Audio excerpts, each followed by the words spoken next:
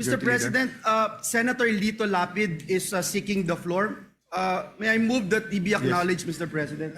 May I ask for silence? We want to listen to the legend, Senator Maraming Lapid. salamat po, Mr. President. Kaliwanagan lang po, manifestation lang. Tungkol po yung nangyari kahapon at marami pong kumakalat sa social media na ako'y lumipat na sa majority. Hindi po totoo yan. Mananatili po ako sa minority group at hindi po ako alis dito. At yung pong motion ni Senator Zubiri kahapon ay sinusuportahan ko po. Hindi ko lang po ako nakapagsalita kahapon. Kala ko may botohan. Ngayon pala wala naman. Hiling ko lang po dito sa Senado. Sana magkaisa tayo. Iwasan ang bangayan. Ang dami-dami natin bisitang pari dito. Palakpakan po natin sila.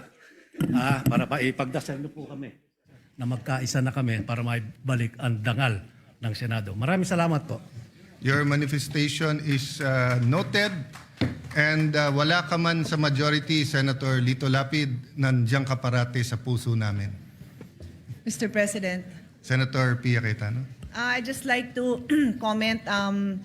Gusto ko lang magpasalamat kay Senator Lito Lapid na kahit na magkaiba na tayo ng partido, I think we are batchmates, so magkasama kami since 2004. So majority, minority, buwan-buwan nagpapadala pa rin siya sa akin ng Maha Blanca at Suman. Maraming salamat po. Gusto ko kasi malaman mo na mahal kita.